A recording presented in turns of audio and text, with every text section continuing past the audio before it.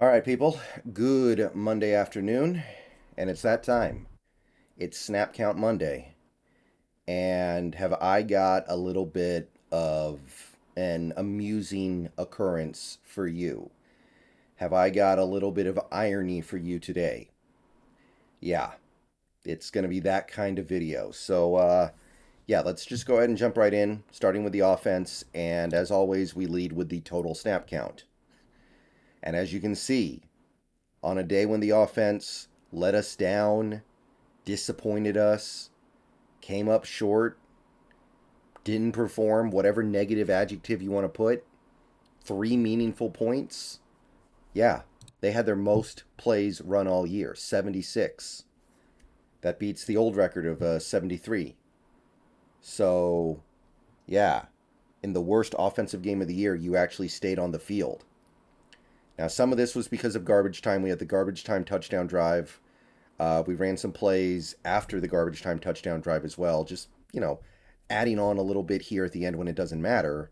But still, we ran 76 plays and we scored 3 meaningful points. 3 meaningful points. I don't get it either. And I gotta say, with Travis Homer missing basically the whole game, he played one snap and tapped out. They actually did a really nice job divvying up the load for the running backs. Ken Walker had 40 snaps. DJ Dallas had 35. They didn't want to overwork Ken Walker just because we had a ton of snaps on offense. That was awesome. That was brilliant. I love it. Beautiful. Sweet. So Ken Walker played about half the snaps. DJ Dallas played just a little bit less.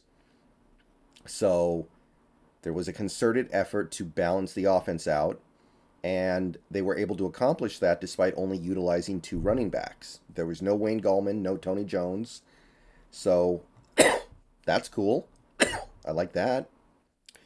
Wide receivers, Metcalf got the most snaps, of course, because no Lockett. Metcalf has to carry the load, 69 snaps. So that would be a season high for him, I believe. Yes. The really disheartening thing would be that Laquan Treadwell played the second most snaps by far. He basically became the number two receiver. The fact that Laquan Treadwell was on the field for 65 snaps and produced as little as he did, I mean, that's yeah, that's disheartening. And it also, I think, indicates a real problem with receiver depth on this team.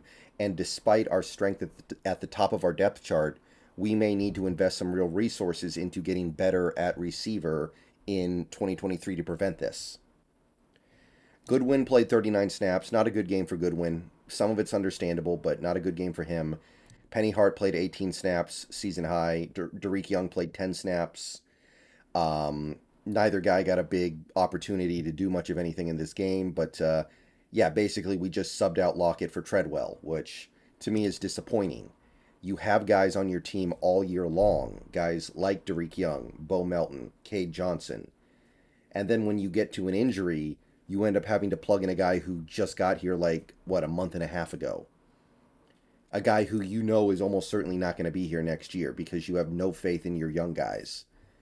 So that was a little disappointing, but no options were really good, I guess. Everything sucks when you don't have Tyler. Tight ends. Little bit of reduced usage for the tight ends in this game, percentage-wise, especially when it comes to Disley. Fant saw 42 snaps, so a little more than half. That's roughly in line with what he's done this year. But Will Disley, in a game where we played a ton of snaps, only got 28, which he's had a few games this year where he's seen less, but not that many. And as far as percentage goes, I think this is his season low. Maybe it was lower a couple weeks ago against the Panthers, but the Disley usage is down, and I don't totally understand why. Maybe he's hurt. Maybe we're not happy with the way he's playing. I don't know. But Fant has now passed him in total number of snaps this year by one. So I don't really know what's going on there. Parkinson actually had more snaps than Disley, which I like what Parkinson's doing. He made some plays in that game, but that's a little weird to me. Disley is your best blocking tight end by far, and he's a reliable pass catcher. He's probably more reliable than the other two guys, even though he isn't as explosive. So I don't know what happened here. Offensive line, Cross played every snap. So did Damian Lewis. So did Blythe, as always. The interesting stuff comes at the other positions. So Gabe Jackson played 43 snaps. And then Phil Haynes came in for 33. So they're still splitting snaps, basically. It's close to even. Gabe Jackson gets a little bit more, but neither guy's really impressing me. So got to get better there in the offseason, I guess is what I'm trying to say here. The other interesting thing that happened would be Abe Lucas finally missed significant time. He missed more than half the game. He got 33 snaps. Stone Forsythe came in for about 45, or excuse me, exactly 45. So Stone Forsythe got significant work in this game. A lot more than Abe Lucas, actually. And all things considered, I thought he did fine. I'm not going to go crazy with it, but he seemed to do adequately. So good for him. Not a good situation to be tossed in there, and I think he did okay. But we'll see what PFF says later this week. Okay, now we're looking at the defense, and here's the irony, guys. 53. We outsnapped the Kansas City Chiefs offense massively. We kept Pat Mahomes on the sideline, and our offense stayed out there for a large percentage of the game, and yet we still kind of got creamed. That's the irony here, people. We finally had a game where the offense dominated the play count, and yet still terrible results. Disheartening, disappointing, disgusting. But because we played such a reduced snap count on defense, in fact, it is by a pretty decent margin the fewest number of snaps we've had in a game all year, we did get some benefit from that. As you can see, our defensive line, the only defensive lineman who played more than 33 snaps was Shelby Harris. He played 34. We had another defensive lineman who played 33. That's nothing. Poona Ford plays more than 33 snaps in almost every game this year. And then you gave just a little bit to Q Jeff, Adams, and Collier, 19, 20, 20. So that's nice. Not that it produced anything great, but you can't say the defense played poorly. So because you kept the snap count down, look what you were able to do. You weren't having to force any players out there for 50-plus snaps when they're just replacement-level players. These guys have no business being on the field for 50-plus snaps in a game. When you get that number down to like 30 to 35, you've got something. So that was nice, I guess.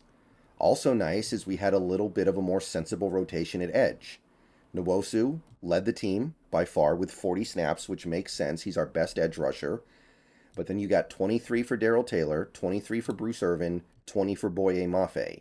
So you basically split things evenly between your third-year guy who's turning into a bust, your first-year guy who you're trying to develop, and your aging veteran you brought in because you had to break the glass because it was an emergency. So that's a lot better. Nwosu actually got to play 40 snaps for the first time this whole season. And you didn't take away everything from Mafe, so this rotation's nice. I can dig this. This is promising. I can get behind it. Darrell Taylor, I'm not a fan of his at this point. I'm kind of done with him, but getting him 23 snaps, you may as well. You may as well at this point. It's not like the people behind him are doing that much better. So this is nice. I like this. Inside linebacker, Jordan Brooks plays every snap, I believe. Yeah, every snap. It's 53. And Cody Barton plays almost every snap, 44. So again, these smart teams are just forcing players like Cody Barton on the field a large percentage of the time, knowing that he just can't hold up from snap to snap. He has his moments, but he can't hold up. So that's pretty much what it always is for the inside linebackers. Cornerback, Woolen played every snap. Jackson played every snap. Kobe Bryant played 33 snaps. So again, he's getting on the field a decent amount. He got on the field about 60% of the time. Against a team like the Chiefs, you would expect them to force him out there a decent percentage. But this is a far cry from when we were having success and he was on the field constantly. 50-plus snaps. He had one game back during the winning streak when he had 68 snaps. You can see that teams have just learned, like, don't have them go to nickel. Just play them in base, and you'll have much better success. So that's still a mystery we have to figure out. Safety, Ryan Neal did not play, as we all know. Quandre Diggs played every snap, 53 of them. And the other safety spot was largely split between Teez Tabor and Jonathan Abram. Abram got a little more run than Tabor, which surprises me. I thought we'd play Tabor more in this game because it's the Chiefs, but at the same time, the Chiefs actually ran the ball a pretty decent amount. So having Abram out there made sense. And I actually thought Abram played okay, as near as I could tell. Seemed to do fine. I didn't hate the game that he played. Um, Tabor didn't do anything to stand out to me as a bad player either, so I guess they both did fine. Obviously, you miss Ryan Neal in a game like this, but they made the best of it. And look, the defense at the end of the day held KC to 24 points. I can't get mad about that. So what they did worked. And 53 plays, when you're holding the opposing offense to 53 plays, either you're giving up a ton of long touchdowns or you're doing something right. So in this game, I got to say, Seahawks did something right. It just didn't result in the win because the offense, despite getting a whopping 76 snaps, just couldn't score. All right, that's it for Snap Count Monday. Let me know what you think down below. I will talk to you guys later. Go Hawks. It's going to be an interesting last couple weeks here. But if we have a couple more games like the one we just had, I can say that our snap counts are going to be close to equal. 950 on the year on offense, defense 10,025. It's going to get close, but we're going to have to be like we were against Kansas City, which that's really hard to do. All right, check you out later. Everyone have a good rest of your day.